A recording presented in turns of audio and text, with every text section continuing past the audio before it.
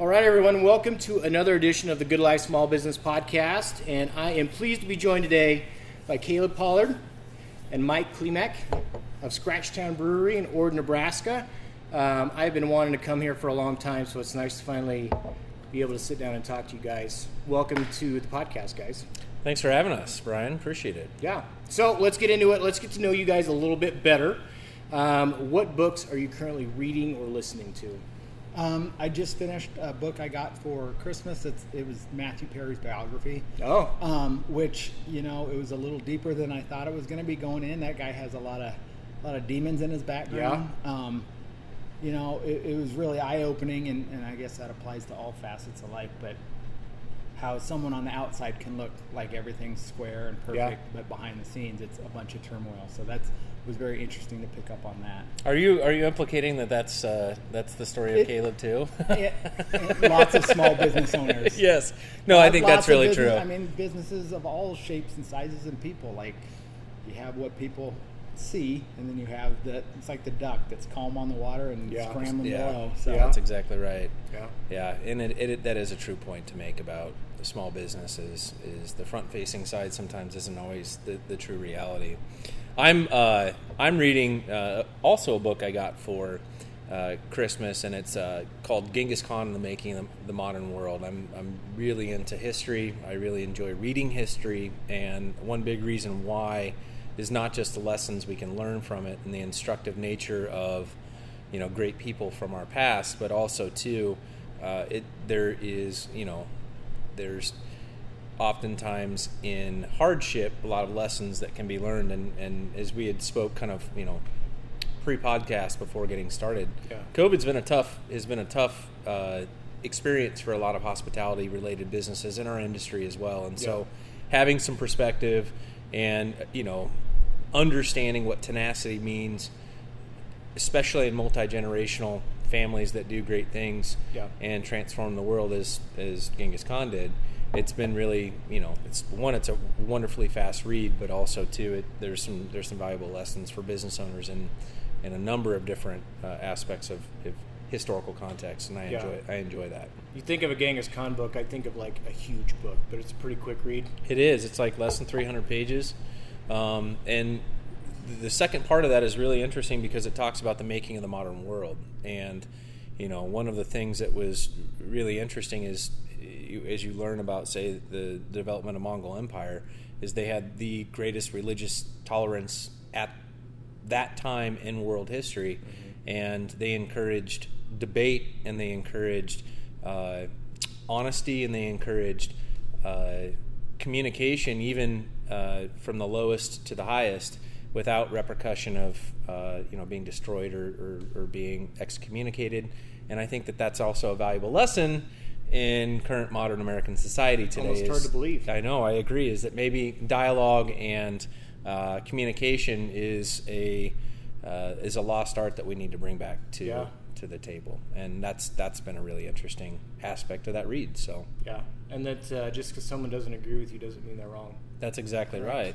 Or that, you know, you can still be friends with them if you disagree on some pretty major things. And, you know, Mike and I are kind of the yin and yang here at Scratchtown, as we have a lot of times some different viewpoints and some different approaches, and certainly personality-wise are different. But I think that's what makes us such a great team, too, is that we embrace each other's differences and focus on putting each of us and those here at the brewery in positions where their strengths are most maximized. Yeah.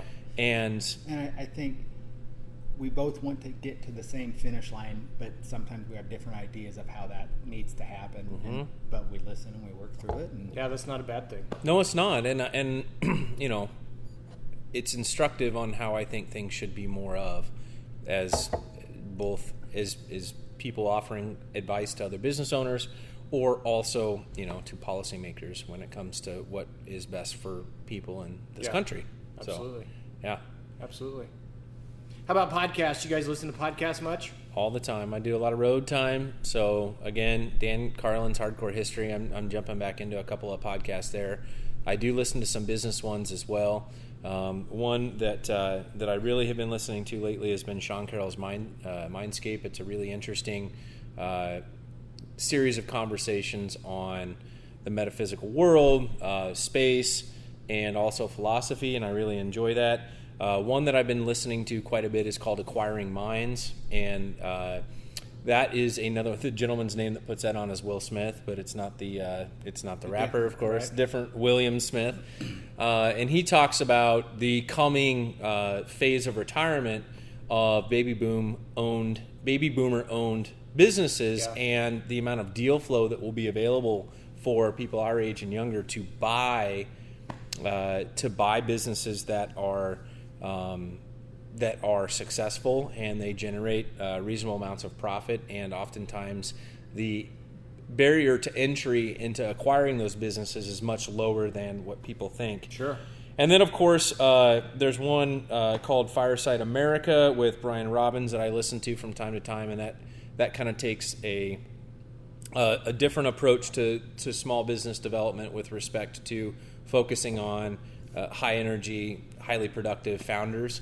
So there's a lot of inspiration that I find, or validation with what we do as is a business here. And then I listen to a lot of hunting podcasts. So Steve Rinella and Meat Eater is one that's high on my list as well. Got it. So to illustrate our differences, he reads Genghis Khan. I read about a sitcom actor, but I usually lean towards more the entertainment humor stuff. But one I really like, it's called Smartless. It's Jason Bateman, Will Arnett, and he played Jack on Will and Grace, the third actor. But what I like about it is one of them picks the guest and the other two don't know who it is going in, so they don't have pre-prepared questions. Oh. And they get in, obviously the entertainment side, but into their lives and really dive deep like that. But I like the fact that the two guys that aren't involved have to kind of come up off the spot. It's a little more unscripted. And then Conan O'Brien Needs a Friend is a good one. He always has a lot of entertainment people on there. That's a fairly new one, isn't it? Or has that been around a while? I've been listening to Conan O'Brien for at least 3 years. Really? Okay. Yeah. Yep. If you want a really weird one that kind of stretches your imagination as well as maybe that's also humorous, Duncan Trussell's Family Hour is really hilarious too, and he pushes the envelope on some topics, but there's a lot of humor interlaid with that, and conversations on consciousness and what it is to be alive and to be human, and it's wrapped up with a lot of humor as well, and that's been a fun one to listen to on the road as well. Nice. I haven't heard of any of those, and I asked this question selfishly because I love podcasts, so I appreciate that. Yeah, you're welcome. Thanks, I try to keep my eyes and ears open. I'm like you. I like to hear what other people are reading and what they're listening to, because I really enjoy perspectives that I don't necessarily share or force me into uncomfortable thought experiments, because I don't know of anyone that has ever really achieved much growth through comfort, and so being uncomfortable is important, I think, mentally to grow. Yeah. And so that's why I read things that sometimes are uncomfortable, and I listen to things that are sometimes very uncomfortable, but it's important to do that. It's a good practice. I agree. Yeah. All right, gentlemen, I would like to know more about Scratchtown. So you guys start from the beginning, as far back as you want to go, I guess, and just tell me about Scratchtown, how it got started, and what you guys are hoping to accomplish with your business. You want me to go? Do you want me to lead up to us meeting? Sure. And then, okay, so when I got out of college, one of the things we both did was we both started home brewing as, I think, funny enough, what we thought was a cheaper way to acquire alcohol, because I was broke and out of college and realized that making beer is actually much more expensive than just going out and buying it.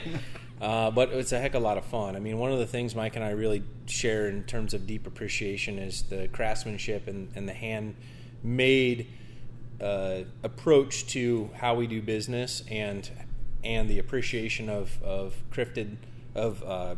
skilled craftspeople that make things with their hands. I have always had an appreciation of that. My wife and I also love fermentation as both as an art and a science, and so when we started building our careers, we started traveling more, and when we would travel to places where there were concentrations of, deeply respected fermentation businesses. And when I mean that I mean wineries, distilleries, and also breweries, and we happen to love beer the most. And so we would travel all over the United States. And I remember in 2009, I was in Moab, Utah, on vacation with my wife. And Moab isn't much bigger than Ord. And Moab is also super remote like Ord is. And Moab is also really reliant on recreation as a major industry within their community because of their proximity to Arches National Park as well as Canyonlands National Park. And they had 2 breweries, and we went to both, and they were packed. And I was looking at my wife and saying, a lot of these same elements are really similar to what Ord has to offer with our area recreation, because we had moved here to Ord in 2008. Okay. So it was a year after we had moved here that we had made that trip. Then I told her eventually I'd love to start a brewery in Ord. I think that there's an intersection with that and agriculture that I love. I grew up on a farm, so that was important to me. And then also, as we had said, prior to getting things started, I wanted to do something beyond what I was doing at that time to be much more intentional about building community within the Loup Valley and specifically Ord. And then, I get a crazy phone call out of the blue from Mike, and he was looking at moving back to the community. Mike is originally from Ord. His father had just passed away, unfortunately, and so he wanted to be closer to his mom. And his wife had a job lined up at the hospital. And we got to talking and found out that he was a home brewer. And what he undersold me at the time was he wasn't just a home brewer. He was a highly decorated home brewer that had been in multitudes of different homebrew competitions and ended up competing with a number of, at that time, home brewers and now are professional brewers in Omaha. Okay. And had been and was beating them or placing highly with them on homebrew competitions. And I just kind of pitched an idea. I said, hey man, if you move back, would you ever be interested in starting a brewery? And what'd you say? Nicely, I'll bleep it. I said you're effing crazy. I said, being from Ord, just growing up here, it was, I called it bush light country at the time. Yeah. But it took a little bit, and Caleb and my wife kind of chipped away at the stone and laid out, we don't have to sell everything here. There's distribution options, and thankfully, I undersold everybody locally because they're our best customers, and for a year and a half, we sold every drop of beer right out of here. We couldn't keep up, and I underestimated how craft beer was going to change some of the local palates and everything. And also, I think one of the things I said that resonated with both you and Julie was, a life of regret is not a life, I think, that's worth living. And if we were going to fail at this, let's fail young, and we can rebuild our lives wherever else we need to go. 100%. If we get chased out of town, and we didn't, I don't think we estimated that it was going to then turn into a 10-year enterprise that still continues to this day. We founded the company in January of 2012 and then started looking for pieces of real estate. And so there's 4 families that are in the ownership circle of Scratchtown, but when we started there were 3 of us, and we added the Rileys after we had opened. Shay was one of our first employees. So we started the company. It was the Klimeks, the Pollards, and then our friends and business partners, the Stunkles, Jade and Michelle Stunkel, were the founders of the company. And we spent that 2012 year building our business plan, putting all the pieces together, looking for real estate, and eventually going to lenders to obtain the financing to do that. And one of the first things out of the gate was that we were told no by the first bank. And so we had to kind of go back to the drawing board and change things. And then also, too, the first location that we wanted to put the brewery in, we got told no by the second bank, is that we needed to formulate a better strategy because they didn't want to do a rehab on an old gas station. And turns out that those 2 no's are probably 2 of the best things that happened to us right out of the gates, because one of the things that we had to do was, one, learn that resiliency and determination is going to be a real deciding factor on whether your business oftentimes is going to be viable or not. Yeah.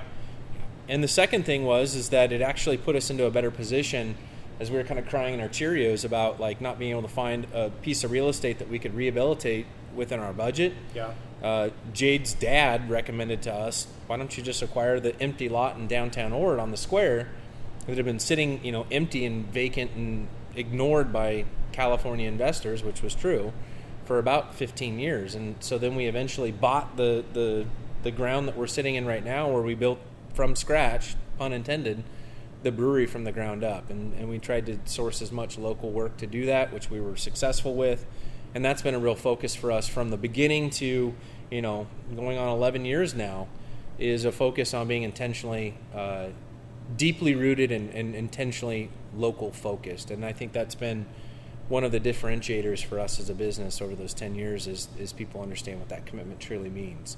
And it's not just, they call it, there's greenwashing out there. I also think there's local washing, you know what I mean, to a degree of, we're local, support local. Well, yeah, most of the time, but not always.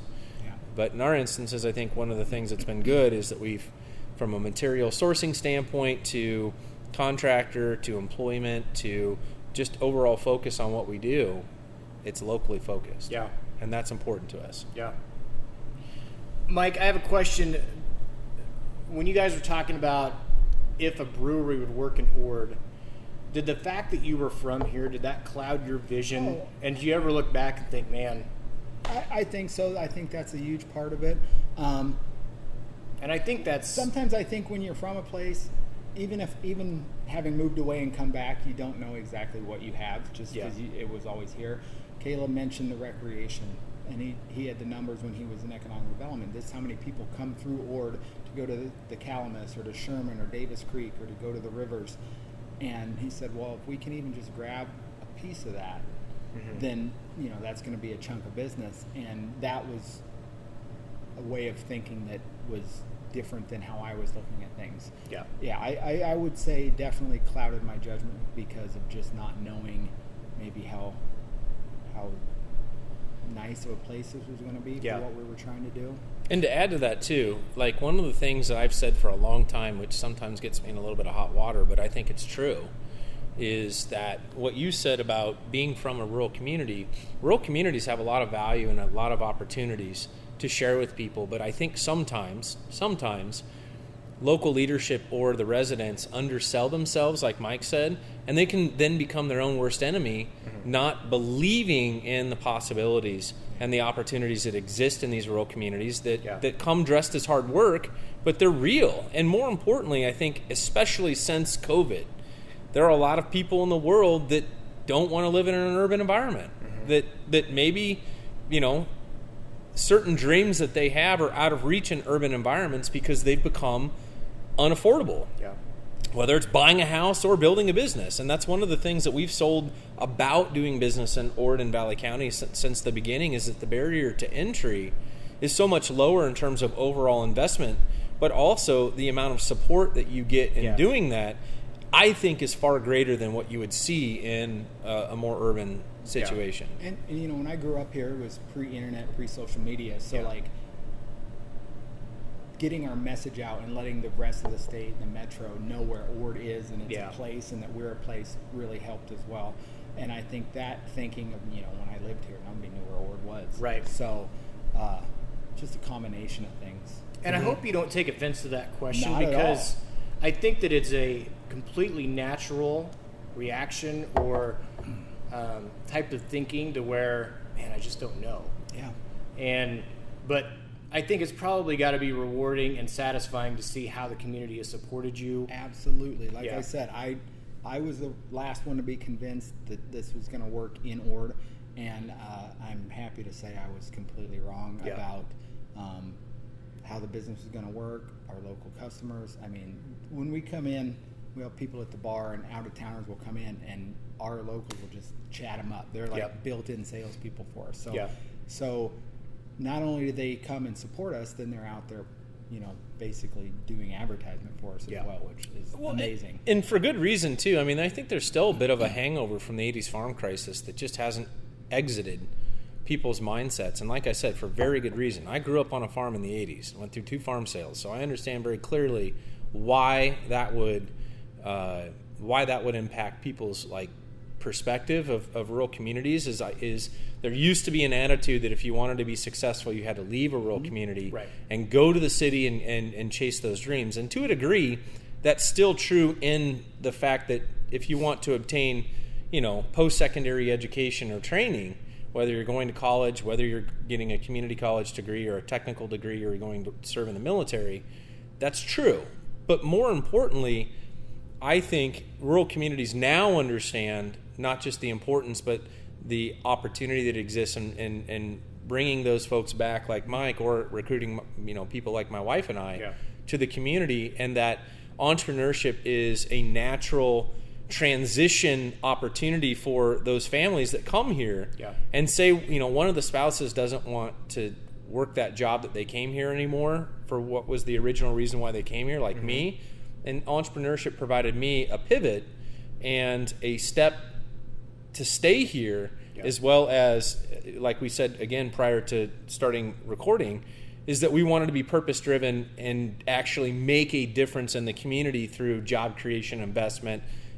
Cool factor is important. I really think so. Yep. And it brings people to town that would have never been to town. Right. And outside money helps small towns. It does, and to appreciate the things that I saw that Mike sees, and that's the other thing a lot of locals realize is just how wonderful we have it out here with respect to the natural environment, to the way of life, to the education systems that we have here, to the neighborly community that we have. I mean, that, and I know we'll talk about COVID in a bit, but we would not have gotten through COVID as a business at all had we not had our local community that absolutely stepped up in such a huge way and supported our business in ways that we never would have seen. And I think that's uniquely part and parcel of that community aspect that you find in rural communities. And I think that's part of the reason that I asked you that question, is because for anyone that's listening to this that is in a small community and maybe hesitant to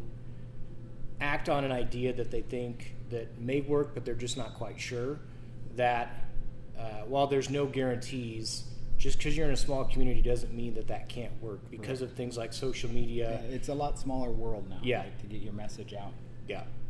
And it can be easier to connect with opportunity. I think that's one of the things sometimes is people, like I said, they look through that lens of that 80s farm crisis hangover, and things have diversified themselves in a way where, you don't necessarily have to be tied to agriculture to be able to live in a place like Ord. Right.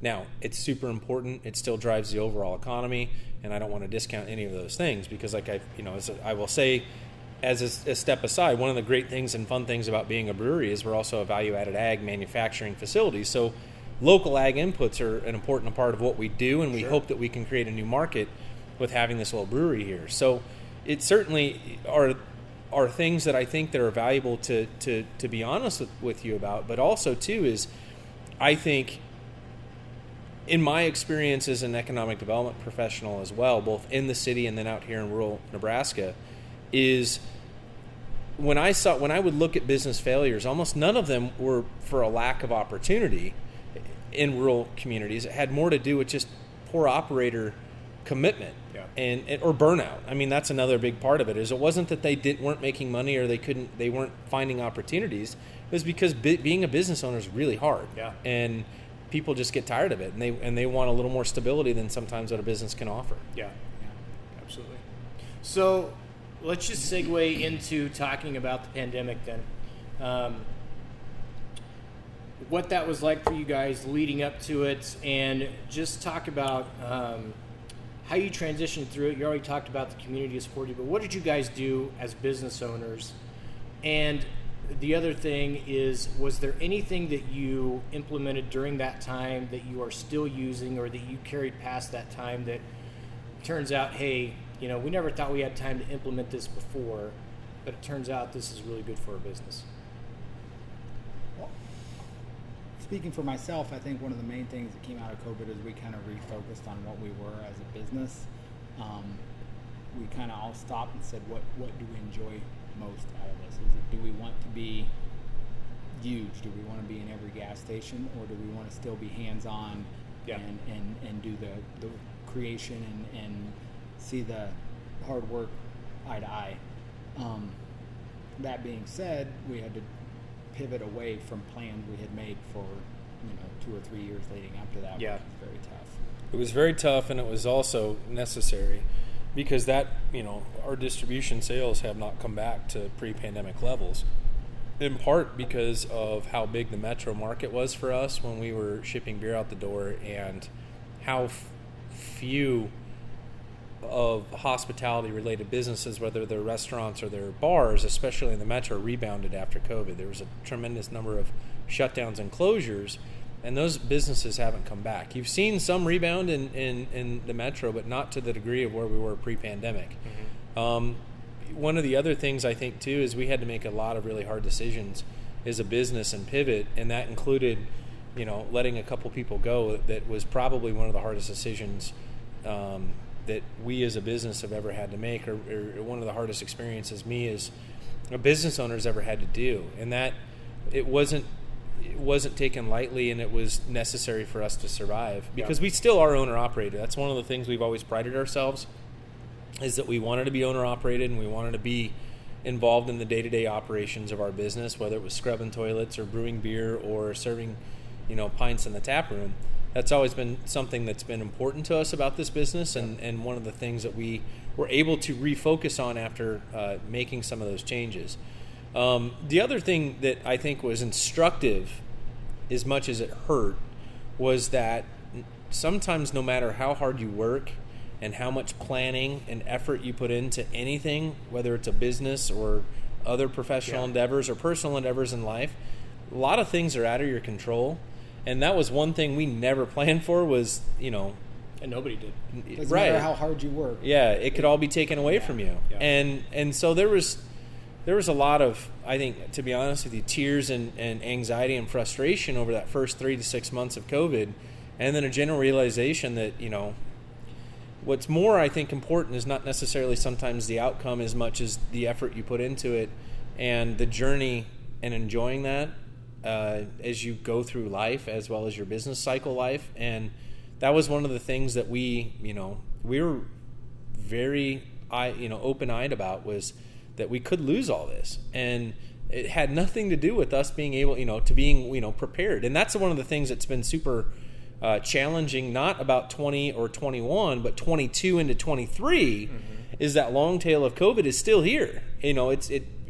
It's not necessarily COVID itself as the disease, but it's the impacts it's had on society and people's behaviors. It's the impact it's had on the supply chain. It's the impact it's had on purchasing decisions. It's the impact that we're seeing with inflationary pressures from a wide variety of policies and behaviors. And as a business, we can sit here and we can rail about politics, or we can rail on about, motivations and everything else, but the reality is what we have to deal with.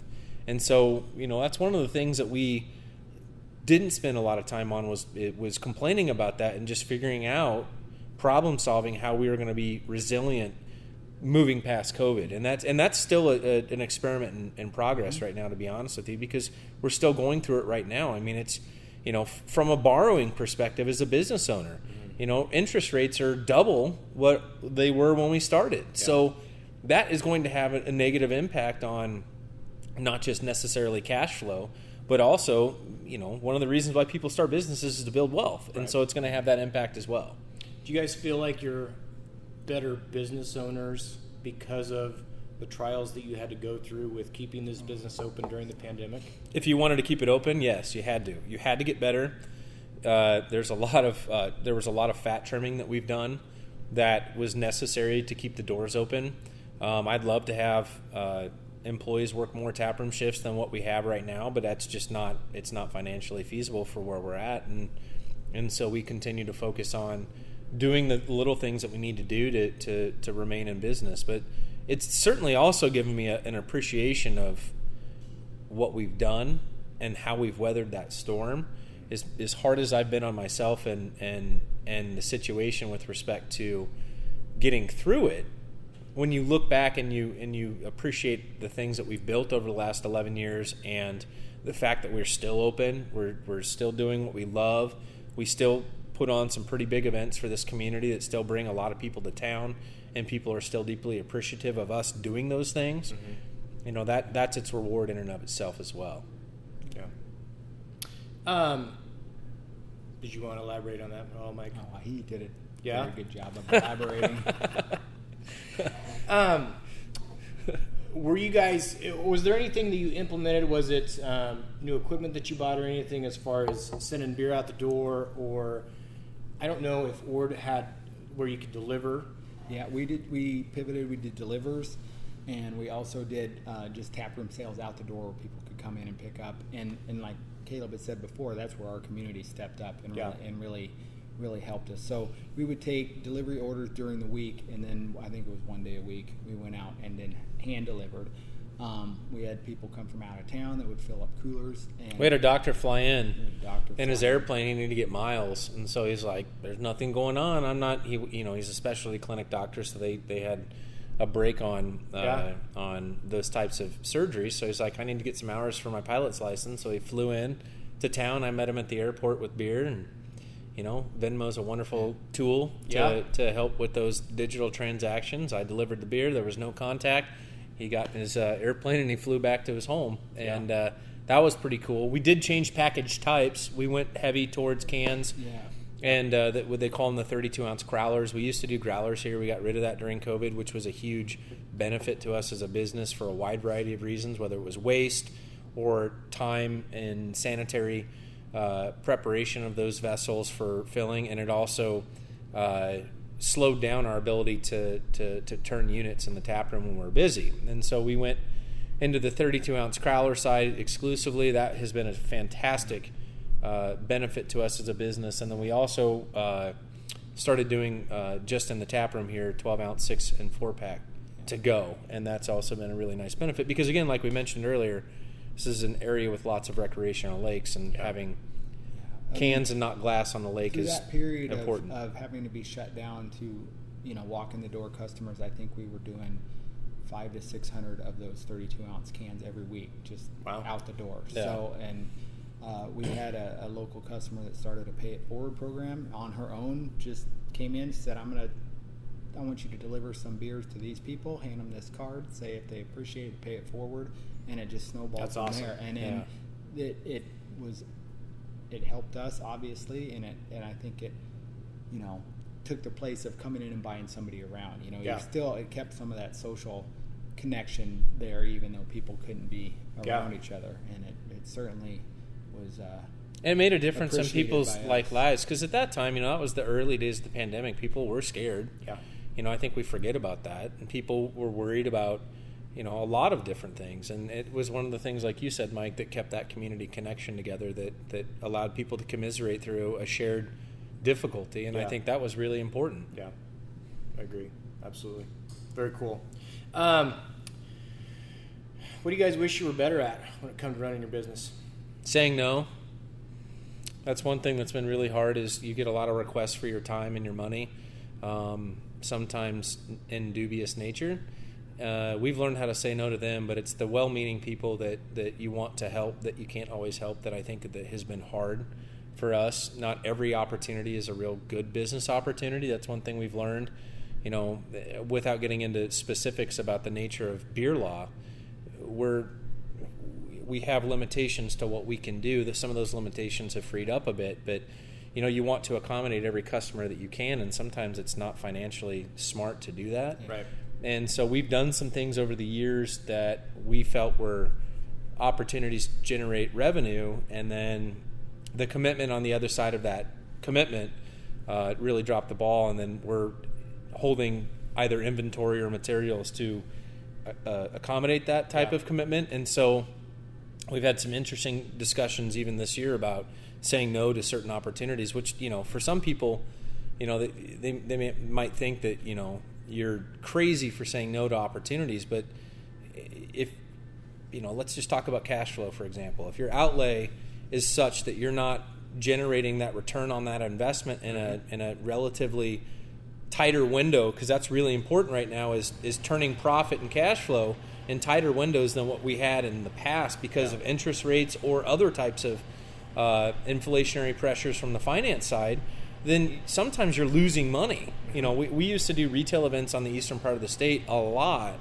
and our time and our travel was comped by us to go and support those. Yep. And we always asked, is this really making us that much money? And the answer was sometimes it was losing us money, even though we were getting the quote-unquote exposure that we felt that was necessary to promote our business. Now, there's some of that is valuable, and there are things that we continue to do that we find value in, but some of it wasn't. And that's one of the things that we've had kind of a hard time, discerning, and that's where I wish we were better at, is, discerning what are true opportunities and saying no to those that sometimes don't benefit us like we think they should. Yeah. One thing I've really had to work on, and this is from day one, is just this sheer stubbornness that if I work harder, we do better. Yeah. And that doesn't always translate. No. And it's still something I struggle with to this day. I come in and do whatever you need to do, that not necessarily equals a win in that case. And like Caleb had touched on earlier, how much we can't control. Yeah. That's been hard for me. Yeah, there's a lot of things that we've been very intentional about doing to generate revenue and sustainable business opportunities, and for reasons that are entirely out of our control, or through the nature of just Nebraska beer law, they end up not being profitable, activities for us to be engaged in. So we've learned a lot through the last 3 years. I think more than, I think we sat down and wrote it down. I think it'd be interesting to see what we actually have really learned over the last 3 years. Well, and those are both of what you guys talked about. Those are lessons that you learn the hard way, but you don't forget. Yeah, absolutely. Whether it's an opportunity where you thought there was money that could be made, and it turns out you lost money, or a situation, Mike, what you were talking about, you can just get to the point where you're just burned out and don't want to do it anymore. There's a certain point where just working harder isn't going to, get you what you need. Right. And we try to work smarter to alleviate that. And the other thing too is one of the things I think that's really important is building what we call good mental hygiene practice. So one of the things that we do is we do a holiday shutdown now that we started during COVID, and I think that'll be a fairly permanent fixture, because your kids, we all have young kids, and mine aren't so young anymore. My oldest is in college now, and my youngest is a sophomore. His oldest is in the same class as my youngest, and everyone else's kids are about that same age group. And one of the things that we say around here a lot is that money is a renewable resource, but time is not. Right. And so you only get a certain amount of days and hours with your family, with your business partners, with your business, and you should spend it wisely. And we're very focused on making sure that everybody's needs are taken care of as best as we can, while still trying to operate the business the best that we can. So giving people time off, giving them breaks when they need them, and making sure that they're taken care of in that way, because we can always make more money, but you get a certain amount of time with your kids. That's why, like today, I'm cutting out at 1:00 because I'm going to go watch my kid play basketball in Cozad. So that's part of the reason you do it. Yeah. I mean, the flexibility of being your own boss. Right. Put strains on certain parts of time, but like he said, if we plan ahead and we work with each other, we all generally get to hit the events. And communicate effectively. That's the other thing, too, is one of the things I know that we realized, and we've been able to keep a partnership together for 10, 11, this is year 12. Yeah, year 12 is a partnership that we're starting our 10th year of operation, 11th year of operation this year, is we've got to be able to communicate effectively with each other, even when those conversations are hard, and we've had a lot of hard conversations here. But going back to that original comment we started the podcast with, is what Mike said with respect to understanding that end goal of everyone working towards it together, whether we have differences of opinion, is how you when you communicate, it's how you stay committed to that end goal, even if there's disagreement or discord. And it's one of the reasons why I think we've been successful and been able to keep the partnership together, is to say, I need a break, I'm burned out, or I'm going on a vacation because I am tired of the cold and the winter and the snow. I love snow. He hates it. I'm with Mike. And he's going to the Caribbean again in February. Those are the things, if that's what people need, then we need to make sure that we help them get that, so that they can stay long-term committed to what our end goal is here. Yeah. I think that there's a lot of growth with when it's more than just a solo business owner, when you've got partners or however it works, investors. But when you know that your idea is going to work, and someone comes along and says, let's try this, and even if you don't want to do it, and their way works, and you have to step back and say, guess maybe I don't know it all. And it just kind of changes the way that you think about how business can be done. I feel like that. I agree. And one of the things I think that's really liberating is I've gotten older. When I was younger, I used to I was a know-it-all, and felt like I needed to know everything and, be something to everyone to a degree. And as I've matured and gotten older, one of the things I found really liberating is exactly what you just said, is knowing my shortcomings, knowing what I don't know, and being willing to admit that, and then leaning on people that have more qualified solutions in mind or advice that is meaningful and helpful to fill in where your gaps are and where your shortcomings are. Because I think these are hard-earned lessons, but the more that we think we have the solutions or we can fix everything, the more that I think you put unsustainable pressure on yourself as an operator that is not going to help you in the long run. It's actually going to hinder you. Yep. Yeah, and one word we use around here is noise, and that's been another challenge we have to listen. So we have tons of people, this is what you should do, why don't you do this? Yeah. And separating out, like you said, the idea that's not our idea that's going to help us improve, weed out all the noise. It's just people telling us, this is what you should be, you should do this other place did this, why aren't you doing this? So weeding through the noise and the value input is a challenge that we are... For example, we don't serve food here. We're not a brew pub. Mm-hmm. And there are a lot of reasons why, and they are not reasons that we just put on the table without really thinking about it. We had friends that did at that time when we started Scratchtown, or still to this day after we started Scratchtown, that are restaurant owners, that we went and we talked to them for advice on. And we also wanted, when we sat down, we set some basically 5 key aspirations of what we wanted Scratchtown to be, and we sat down and wrote out what our goals were when we started Scratchtown.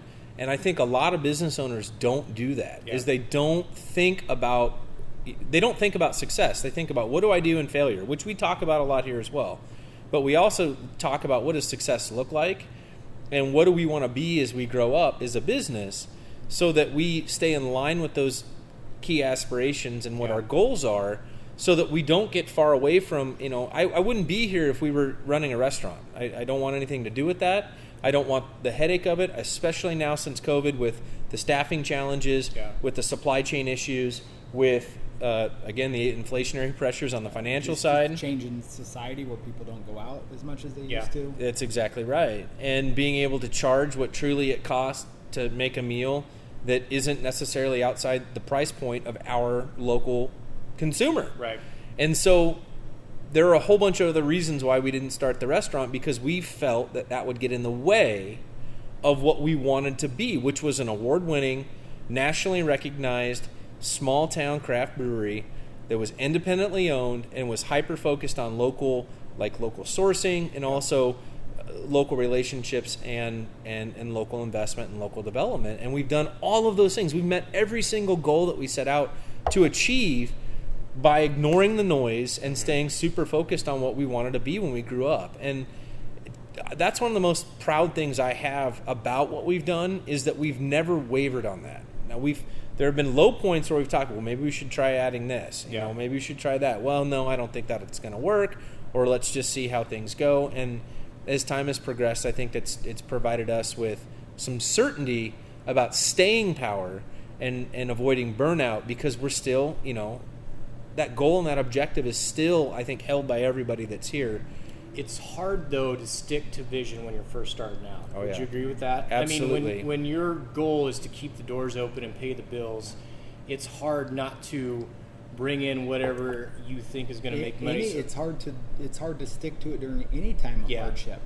Yeah. COVID, slow winter months, when we started out. It is very hard to stick with it, and I think that's one thing that I would say we've done very well, is we've known what we wanted to be from the get-go, and we've done a fairly good job of. With the million people chirping in our ear or flashing money in front of our faces. I mean, it's come with not just customers asking us, to do this or to do that, but also, people that want a slice of what we've built. We've had plenty of people that have offered us lots of money to relocate, Scratchtown to another community, or multiple times we've been offered money to relocate, or to do something a little bit different that isn't in our wheelhouse or our level of interest.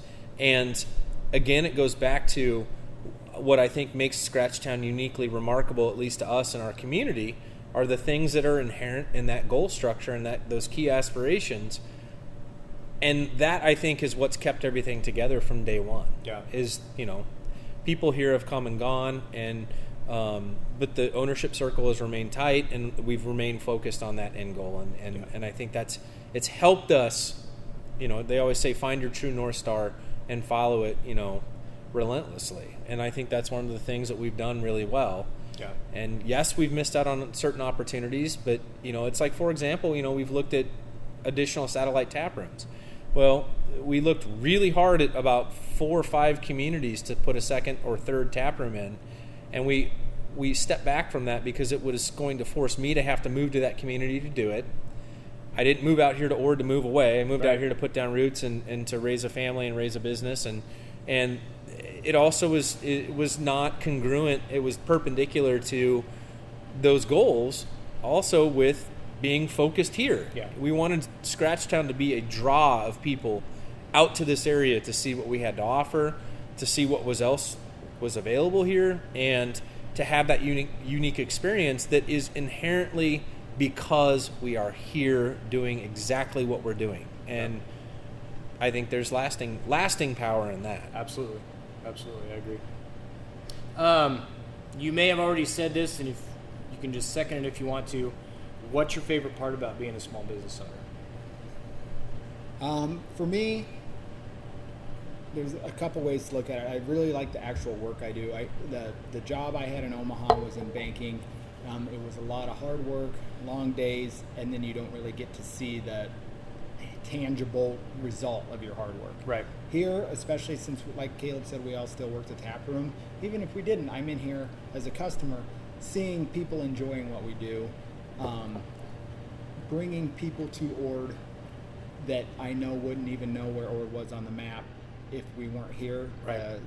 Being somebody that grew up here, that's very rewarding.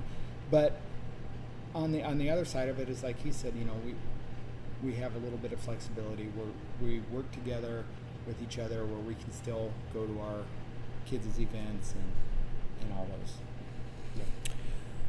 I would second that. I'd also add, I love building great teams. It's one of my passions, and it's also one of my best professional skills is bringing great people to the table to achieve a common objective. I love doing that. I love giving people resources and opportunities to go out and chase their dreams and build something like worth value and things that are remarkable.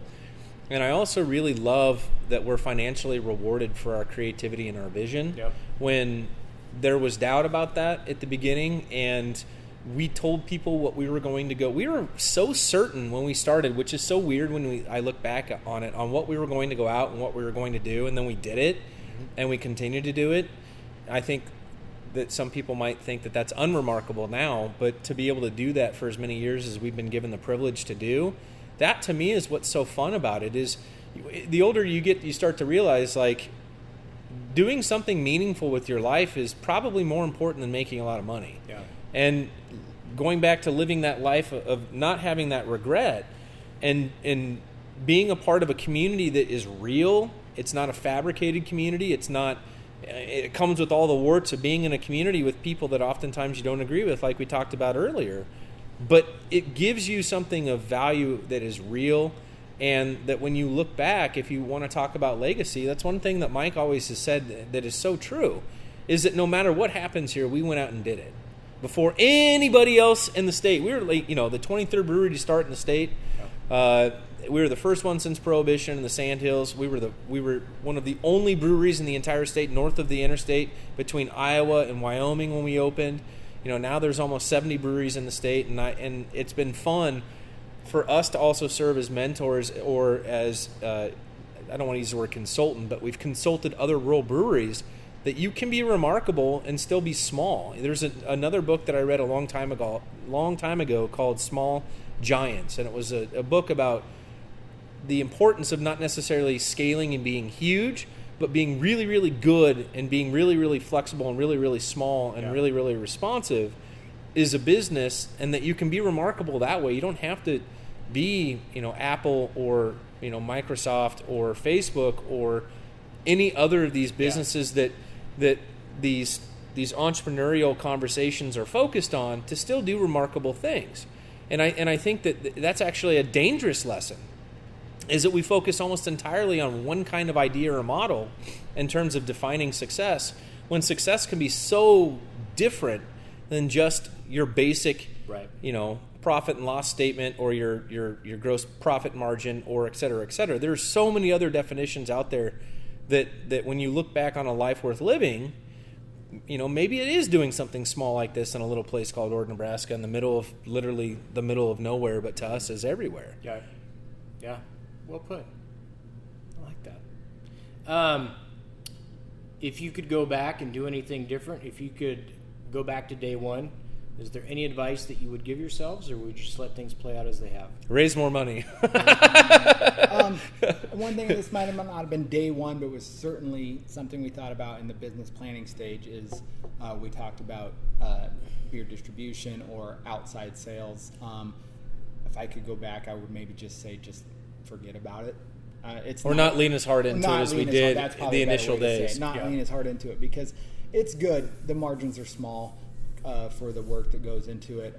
It is nice as like a little calling card. If someone has us in another bar, they say, well, we're Scratchtown, then they'll look into us and maybe come out here. Mm-hmm. But I thought that was going to be a lot larger part of what quote unquote success looked like for us. And like Caleb said, you kind of start to look back and redefine what you think success is. And it's not necessarily, like I said earlier, being in every gas station or having a tap handle at every bar. Right. Multiple locations across the state, which we have nothing but mad respect for the breweries in the just, state that have chosen to do that. Our specific, how we look at it through our lens. So, that would be one of the main things. And that stretched us financially to the point where when COVID hit, we had to make some serious changes. There's no way I think would still be open had we leaned as hard into that like we did initially. If your cash flow is dependent on outside sales, that had to have been very hard and stressful for all those places where ours was lessened because of. Well, and we didn't have, and to a degree, I shouldn't say we don't have control, but to a degree we don't. Nebraska beer law is the way that it is, and it has changed most recently from efforts that we've been involved in to get self-distribution for small brewers. But, and most distributors are great to work with, but not all of them are, and they are not required to sell your beer, even if you do the pre-sales. We've got, $3,000 worth of beer pre-sold right now that isn't being picked up by a distributor. Wow. Like, they're not compelled to do that if they don't want to. So even though I can say, hey, I made $3,000 in pre-sales to retailers in a specific location in the state of Nebraska, it doesn't necessarily mean that beer is actually going to get there. And that is something that's almost entirely out of our hands, that is really, really, really hard for me as a business owner to accept, because it comes with broken commitments that you make to people that are out of your hands. And that's not a space I want to be involved in. If we had greater control over that, I think our attitude about it would be a little bit different. Yeah. And then the flip side of it is like Mike said, you have to go big in scale to really generate a lot of revenue to be able to be sustainable with where those margins are. And we'll go back to what we said earlier. It wasn't necessarily in line with our goals. We were chasing opportunities we thought would make us a more resilient business, and what it actually did was make us more exposed. Yeah. And that has been a tough, bitter pill to swallow, and it's forced me to have to pick up some side work, because I used to do on the road sales all the time. Mm. And so, those are well-learned lessons. Yeah. But in the same token, like, that's just the way that the cookie crumbles sometimes, and you have to suck it up. Yeah. Yeah, and it goes back to like kind of what you touched on earlier, where having to come to realize that you maybe were wrong in the way you thought success was going to run, or how the timeline was going to be for the brewery. Good, bad, or otherwise, you have to accept it and kind of roll with it. And I feel like it's hard. It has been hard, but I feel like we've done a fairly decent job in navigating all that. Yeah. For a couple of homebrewers. Untrained. Yeah, untrained homebrewers. We've learned a lot of hard-earned lessons over the years, but that's one of the things too I encourage people is if you are interested in starting a business, get some subject matter expertise by working in it. We all had transferable skills that actually turned out to be really valuable here, but there were some baseline things that we should have done, I think, by only and this is hindsight. So when you look back, what would we have done different? Is maybe get a little bit more expertise in the beer industry before we jumped in headlong like we did. I think would have been valuable, even though we had those transferable skills. And it's also allowed us to do some things differently. We were the first taproom-focused only brewery when we opened. We were the first brewery to not really offer flagship styles in the state of Nebraska, and did it constantly, and still to this day, do a constantly rotation of beers that actually is kind of what the consumer wants. And so it's harder to sell on the distribution side of things because they want, distributors are used to having Bud Light at the snap of the fingers. Mm-hmm. Well, they're starting to find out through COVID and this supply chain ordeal that we're in that, the large domestic brewers are also not able to keep up with some of those commitments. Right. And they're frustrated because they've had an expectation for 40 years. You snap your fingers and you have this. It's here. It's almost like the Amazonification of our consumer tendencies. Yeah. Whereas we're intentionally hard to find sometimes. We are intentionally inefficient, which sometimes I think makes people scratch their head. And we're intentionally unique in how we offer our experience with a constantly rotating menu. And so that for people has been, I think, a learning curve. But it's been good for us. Yeah. That's the question that I was going to ask was if someone came to you and said they were going to start a business, what advice would you give them? What would you say, Mike? You need to be very cognizant of what your strengths are and your weaknesses are and be willing to admit to both. Yeah. You might be the best mechanic or chef or brewer, but bookkeeping's not your strong suit. HR might not be your strong. Like, as a small business owner, you have to try to put on as many hats as you can. That's just how it works. Right. But to know where you really need help and to be willing to ask for it and open to it, I think it's a big thing that a lot of small business owners can really take to heart. Yeah. I think being tenacious is really important. That's one of the Knowing things. that you're going to spend a lot of time. It's not an 8 to 5. Yeah. And more money than you planned on, too. That's exactly right. And especially, I think, mental investment is. I still wake up in the middle of the night. I had a dream about us last night, matter of fact. Your brain never shuts off. No, it doesn't. And I've had really good dreams about Scratchtown. I had a dream one time that we put a specific beer in a specific kind of wine barrel. I had a dream about it. I came in and I said, guys, we should do this. They said, yeah, that sounds like a great idea. And it's one of my favorite beers we've ever produced. Really, really happy about that dream. But I've also had some nightmares. We, in fact, had a beer we made in collaboration with a friend of ours that owns a brewery in Costa Rica.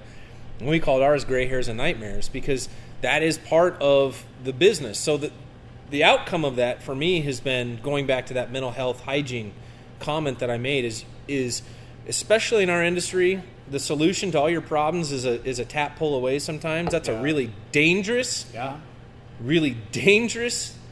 situation. So Mike knows this. I rarely drink at work, and I have a very, very, very strict regimen of not drinking when I'm at work because I can't handle it if I'm having a down day. I'm just going to be honest. Yeah. So I have to build these artificial layers to allow me to be mentally resilient to get through the ups and the downs, because that's one of the other things too is that if you're a business owner, you ride the roller coaster. So when you're in your highs, you feel like $1 million and you think you are the hottest shit, excuse my French, on the market. Yeah.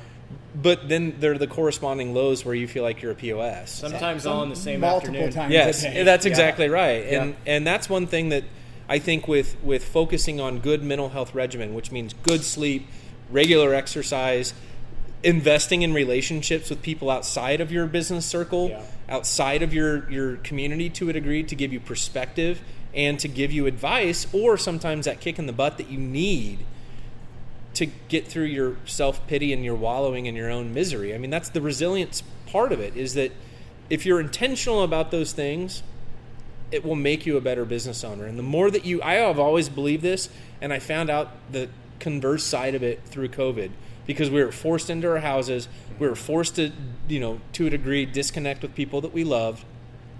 And that is so dangerous, not just to society, but to people in general and business owners especially, is the more you put yourself out there, not necessarily, doing everything that people want you to do, but put yourself out there and be accountable. I think the better it makes you as a business owner, and the better it makes you as a person. Yeah, absolutely. 100%. Yeah, one thing we've always stressed, too, that I would recommend a lot of business owners do, don't ask people to do stuff that you wouldn't do. Everything in this place, we have a hand in it. We, like he said, scrub the toilets. We're the janitors. We're the production side, the social media side. Yep. When we hire people to work here, there's not a job we ask them to do that we haven't done or would be willing to do. And I think that goes a long way. And we're not above anything. Yeah. That's the other thing too. Is I've noticed business owners, they get a superiority complex, and they really relish the hierarchy of being overlords over people. And I just think that's really gross. I really don't think that is how a good leader should operate. And like Mike said, if you're not willing to stick your nose into the worst of it and deal with the worst of it, then you have no business being in business, in my opinion. And I think that it's, one of the hardest things for me to learn was that no one will ever love this as much as you do.